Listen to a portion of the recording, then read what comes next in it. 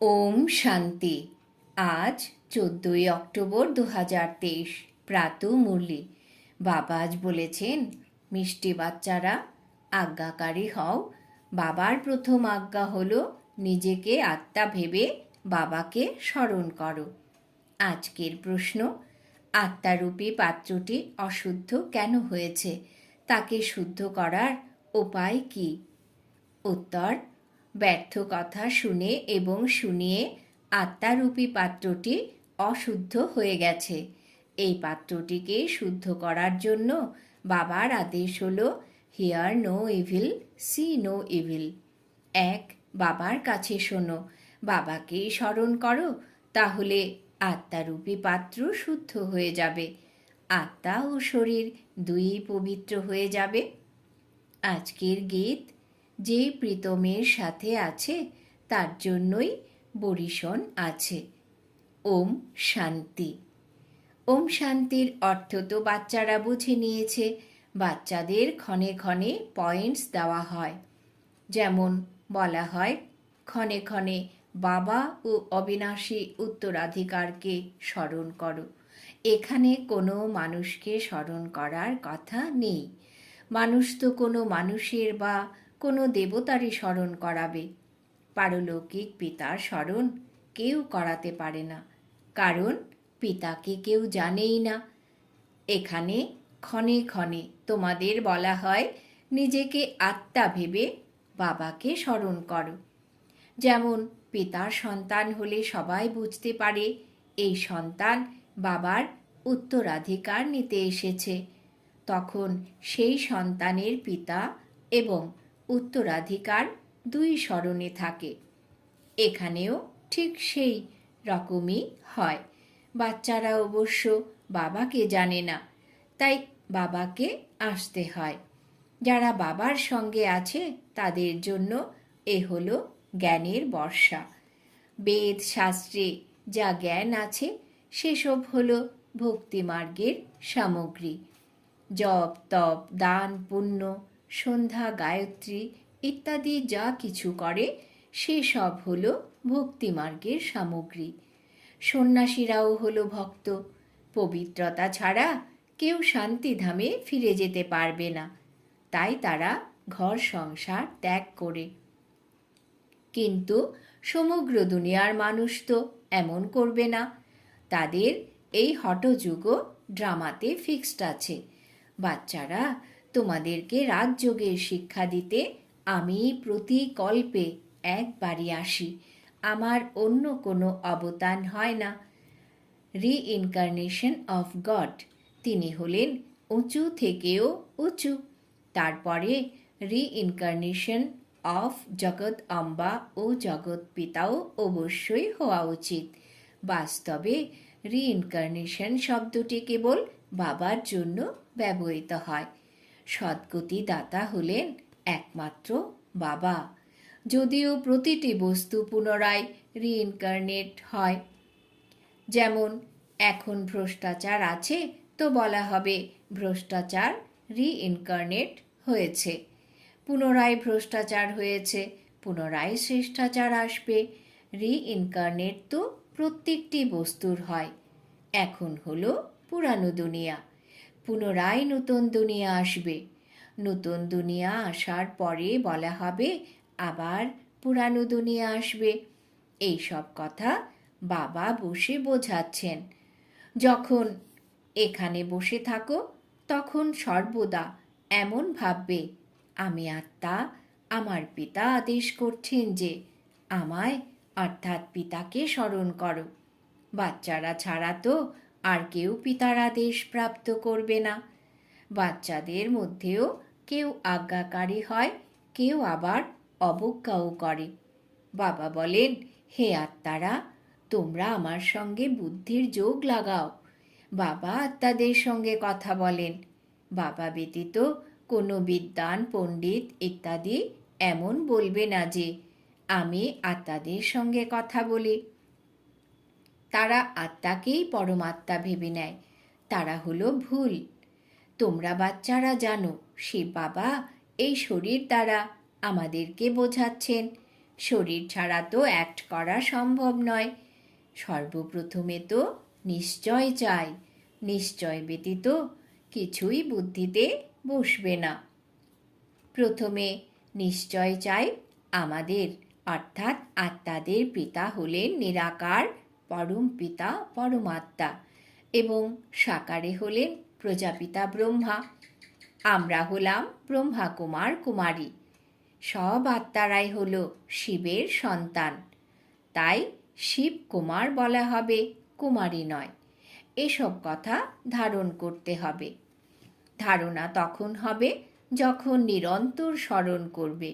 স্মরণ করলেই বুদ্ধিরূপী পাত্রটি শুদ্ধ হবে। ব্যর্থ কথা শুনতে শুনতে পাত্রটি অশুদ্ধ হয়ে গেছে। এই পাত্রকেই এবার শুদ্ধ করতে হবে। বাবার আদেশ হলো, আমাকে স্মরণ করো, তাহলে তোমাদের বুদ্ধি পবিত্র হবে।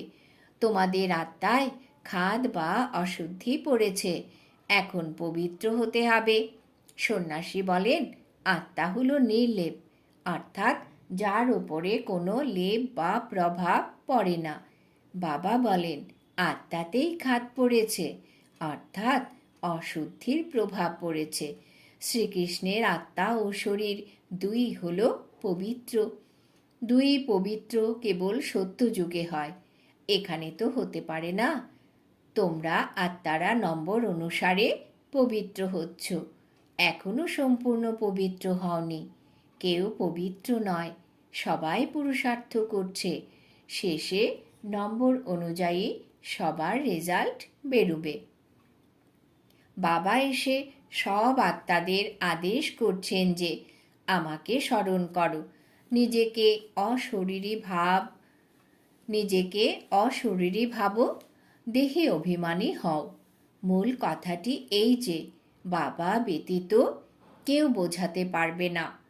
প্রথমে এই কথাটি সম্পূর্ণ নিশ্চয় হলে তবে বিজয় প্রাপ্ত করবে। নিশ্চয় না হলে বিজয় লাভ হবে না। নিশ্চয় বুদ্ধি বিজয়ন্তী, সংশয় বুদ্ধি বিনশন্তি। গীতায় কোনো কোনো শব্দ খুব ভালো আছে। একেই বলা হয় আটায় যেটুকু লবণ। বাবা বলেন, আমি তোমাদের সব বেদ শাস্ত্রের সার তত্ত্ব বোঝাই যে এতে কি আছে। এসবই হলো ভক্তি মার্গের পথ। এসবও ড্রামাতে ফিক্সড আছে। এই প্রশ্ন উঠতে পারে না যে এই ভক্তিমার্গ কেন বানানো হয়েছে। এটাই হলো অনাদির তৈরি করা ড্রামা। তোমরাও এই ড্রামায় বাবার কাছে স্বর্গের মালিক হওয়ার উত্তরাধিকার অনেকবার নিয়েছ, আর নিতেও থাকবে, কখনো শেষ হবে না। এই চক্র অনাদিরূপে পরিক্রমা করতেই থাকে। তোমরা বাচ্চারা এখন দুঃখধামে আছো, তারপরে শান্তিধামে যাবে। শান্তিধাম থেকে সুখধামে আসবে, তারপরে আবার আসবে দুঃখধামে। এইভাবে অনাদি চক্র চলতেই থাকে। সুখধাম থেকে দুঃখধামে আসতে বাচ্চারা তোমাদের 5000 বছর লাগে। যে সময়ে তোমরা 84 জন্ম নাও, শুধু তোমরা বাচ্চারাই 84 জন্ম নাও, সবাই নিতে পারে না। এই অসীম জগতের বাবা তোমাদের ডাইরেক্ট বোঝাচ্ছেন, আর অন্য বাচ্চারা মুরলি শুনবে বা পড়বে বা টেপ রেকর্ডারে শুনবে। টেপ রেকর্ডারে সবাই শুনতে পারবে না। সুতরাং বাচ্চারা, সর্বপ্রথমে তোমাদেরকে উঠতে বসতে স্মরণে থাকতে হবে।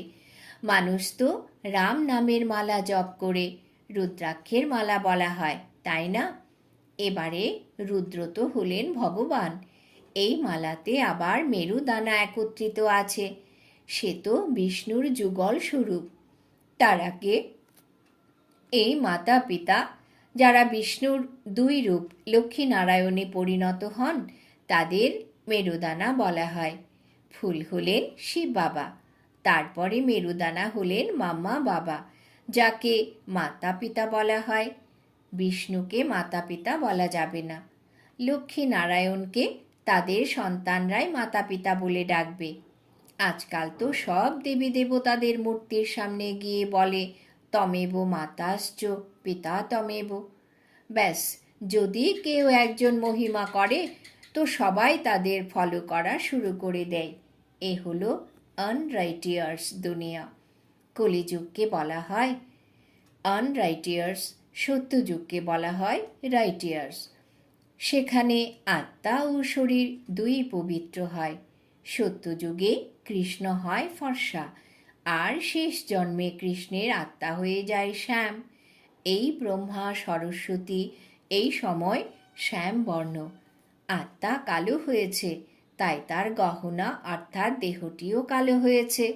সোনায় কিছু খাদ মিশিয়ে গহনা তৈরি করা হয়, ফলে সেই গহনা হয়ে যায় খাদযুক্ত। সত্যযুগে যখন দেবী দেবতাদের গভর্নমেন্ট থাকে, তখন এই খাদ বা মিথ্যা কিছুই থাকে না। সেখানে তো সোনার মহল তৈরি হয়। ভারত সোনার পাখি ছিল, এখন তো মিশ্রণ হয়েছে। এমন ভারতকে পুনরায় স্বর্গ কেবল বাবাই বানাতে পারেন। বাবা বোঝান, শ্রীমদ্ ভগবান উবাচ আছে কিনা? কৃষ্ণ তো দৈবী গুণধারী হয়। 2 হাত 2 পা আছে যার। চিত্রে কোথাও নারায়ণকে, কোথাও লক্ষ্মীকে 4 ভুজাধারী দেখানো হয়েছে। ওম শব্দ বলা হয়, ওম শব্দের অর্থ বলা হয় ওম অর্থাৎ গড, চারিদিকে গড বিরাজিত। কিন্তু এই কথাটি ভুল। ওম অর্থাৎ অহম আত্মা। বাবাও বলেন অহম আত্মা, কিন্তু আমি হলাম সুপ্রিম, তাই আমাকে পরমাত্মা বলা হয়। আমি পরম ধামে বাস করি। উঁচু থেকে উঁচু ভগবান, আর তারপরে সূক্ষ্ম বতনে ব্রহ্মা বিষ্ণু শঙ্করের আত্মা আছেন। আরও নিচে এলে এই মনুষ্যলোক আছে, ওটা হলো দেবলোক। আর তার ওপরে হলো আত্মাদের লোক, যাকে মূল বতন বলা হয়। এই সব হলো বোঝার বিষয়। বাচ্চারা, তোমাদের এই অবিনাশী জ্ঞান রত্নের দান প্রাপ্ত হয়, যার দ্বারা তোমরা ভবিষ্যতে সম্পদশালী দ্বিমুকুটধারী হয়ে যাও। দেখো, শ্রীকৃষ্ণের 2টি মুকুট আছে, তাই না? সেই বাচ্চাটি চন্দ্রবংশীতে এলে আত্মার 2 কলা কম হয়ে যায়। তারপরে বৈশ্য বংশে এলে আরও 4 কলা কম হয়ে যাবে। তখন লাইটের মুকুট আর থাকবে না, বাকি রত্নজড়িত মুকুট থাকবে। তারপরে যারা ভালো দান পুণ্য করে, 1 জন্মের জন্যে তারা ভালো রাজত্ব প্রাপ্ত করে। পরের জন্মে ভালো দান পুণ্য করলে আবার রাজত্ব প্রাপ্ত হয়। এখানে তো তোমরা 21 জন্মের জন্য রাজত্ব প্রাপ্ত করো, পরিশ্রম করতে হয়। অতএব বাবা নিজের পরিচয় দেন, বলেন আই অ্যাম সুপ্রিম সোল। তাই ওনাকে পরম পিতা, পরমাত্মা অর্থাৎ পরম আত্মা বলা হয়। তোমরা বাচ্চারা সেই সুপ্রিমকে স্মরণ করো। তোমরা হলে শালিগ্রাম, এই কথাও কেউ জানে না। তোমরা শিব বাবার সন্তান, ভারতকে স্বর্গে পরিণত করো, তাই তোমাদের পুজো হয়। তারপরে তোমরা দেবতার রূপ ধারণ করো, তখনও তোমাদের পুজো হয়। শিব বাবার সঙ্গে তোমরা এত সার্ভিস করো, তার জন্যেই শালিগ্রামেরও পূজা হয়। যারা উত্তম থেকেও উত্তম অর্থাৎ সর্বোত্তম কর্তব্য করে, তাদেরই পূজা হয়। এবং কলিযুগে যারা সৎকর্ম করে, তাদের স্মরণিকা তৈরি করা হয়। কল্প কল্প বাবা বাচ্চাদের অর্থাৎ তোমাদের সম্পূর্ণ সৃষ্টিচক্রের রহস্য বোঝান, অর্থাৎ তোমাদের স্বদর্শন চক্রধারী বানান। স্বদর্শন চক্র বিষ্ণুর হতে পারে না, তিনি তো হলেন দেবতা। এই সম্পূর্ণ জ্ঞান তোমাদের মধ্যেই আছে। যখন লক্ষ্মী নারায়ণ হয়ে যাবে, তখন আর এই জ্ঞান থাকবে না। সেখানে তো সবাই থাকে সদ্গতিতে। তোমরা বাচ্চারা এই জ্ঞান এখনই শুনছ, পরে রাজত্ব প্রাপ্ত করবে। স্বর্গের স্থাপনা হয়ে গেলে এই জ্ঞানের প্রয়োজন থাকবে না। বাবাই এসে নিজের এবং রচনার পুরো পরিচয় দেন। সন্ন্যাসীরা মাতাদের নিন্দা করে, কিন্তু বাবা এসে মাতাদের সম্মানিত করেছেন। বাবা এই কথাও বোঝান যে এই সন্ন্যাসীরা না থাকলে ভারত কাম চিতায় বসে একেবারে ভস্ম হয়ে যেত। যখন দেবী দেবতারা বাম মার্গে গমন করেন, তখন সেই সময় এমন বিশাল ভূমিকম্প ইত্যাদি হয় যে সব কিছু মাটির নিচে চলে যায়। অন্য কোনো খণ্ড তো থাকে না, শুধু ভারতই থাকে। ইসলামী ইত্যাদি তো পরে আসে। তখন সত্যযুগের কোনো কিছুই আর এখানে থাকে না। তোমরা তো সোমনাথ মন্দিরটি দেখছ, সেটা বৈকুণ্ঠে ছিল না। এই মন্দির তো ভক্তি মার্গে তৈরি হয়েছে। যে মন্দিরটি মোহাম্মদ গজনী ইত্যাদিরা লুট করেছিল, বাকি দেবতাদের মহল ইত্যাদি ভূমিকম্পে নষ্ট হয়ে যায়। এমন তো নয় সব মহলগুলি নিচে চলে গেছে, সেই সবই আবার ওপরে চলে আসবে। না, সেসব তো মাটির তলায় নষ্ট হয়ে যায়। তারপর যখন খনন কার্য করা হয়, তখন কিছু অবশিষ্ট প্রাপ্ত হয়। এখন তো কিছুই পাওয়া যায় না। শাস্ত্রে এইসব কথা নেই। সদ্গতি দাতা হলেন একমাত্র বাবা। সর্বপ্রথম তো এই নিশ্চয় চাই। নিশ্চয়ই মায়া বিঘ্ন সৃষ্টি করে। বলে ভগবান আসবে কিভাবে? আরে শিব জয়ন্তী পালন হয়তো নিশ্চয়ই এসেছিলেন কখনো। বাবা বুঝিয়েছেন, আমি বেহদের দিন ও রাতের সঙ্গমে আসি। এই কথা কেউ জানে না যে কোন সময় আসি। তোমরা বাচ্চারা জানো। বাবা এসেই এই জ্ঞান দিয়েছেন এবং দিব্য দৃষ্টির দ্বারা এই চিত্র ইত্যাদি বানিয়েছেন। গীতায়ও কল্প বৃক্ষের কিছু বর্ণনা আছে। বাবা বাচ্চাদের বলেন, তোমরা আমার সঙ্গে এখন আছো, কল্প পূর্বেও ছিলে এবং প্রতি কল্পে কল্পে আমরা মিলিত হব। আমি কল্প কল্প তোমাদের জ্ঞান প্রদান করব। এর দ্বারা এই চক্রটিও প্রমাণিত হয়, কিন্তু তোমরা ছাড়া এই চক্রটি আর কেউ বুঝতে পারবে না। এ হলো সম্পূর্ণ সৃষ্টির চিত্র।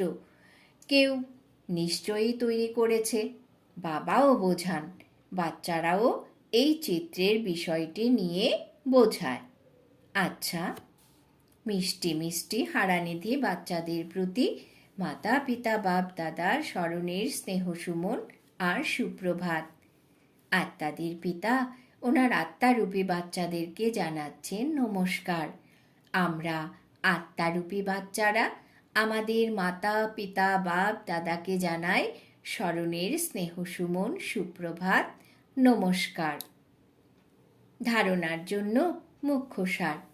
1 নম্বর, প্রতিটি পরিস্থিতিতে বিজয় নিশ্চিত জেনে নিশ্চয় বুদ্ধি অবশ্যই হতে হবে। সদ্গতি দাতা বাবার প্রতি কখনো সংশয় প্রকাশ করবে না। 2 নম্বর, বুদ্ধিকে পবিত্র বা শুদ্ধ করার জন্য অশরীরী হওয়ার অভ্যাস করতে হবে। ব্যর্থ কথা শুনবে না, শোনাবে না। বরদান। অসীমের স্মৃতি স্বরূপের দ্বারা সকল লৌকিক কথার অবসানকারী অনুভবী মূর্তি ভব। অসীমের স্মৃতিস্বরূপের দ্বারা সকল লৌকিক কথার অবসানকারী অনুভবী মূর্তি ভব। ব্যাখ্যা। তোমরা শ্রেষ্ঠ আত্মারা হলে ডাইরেক্ট বীজ আর মুখ্য 2 পাতা ত্রিমূর্তির সাথে নিকট সম্বন্ধের কাণ্ড হলে তোমরা এই উঁচু স্থিতিতে স্থির থাকো। অসীমের স্মৃতিস্বরূপ হও, তাহলে লৌকিকের ব্যর্থ কথা সমাপ্ত হয়ে যাবে। নিজেকে অসীম জগতের অভিজ্ঞতা সম্পন্ন বানাও, তাহলে সদা সকল বিষয়ে অনুভবী মূর্তি হয়ে যাবে। যেটা অসীম জগতের পূর্বজ আত্মার অকুপেশন, সেটা সর্বদা স্মৃতিতে রাখো।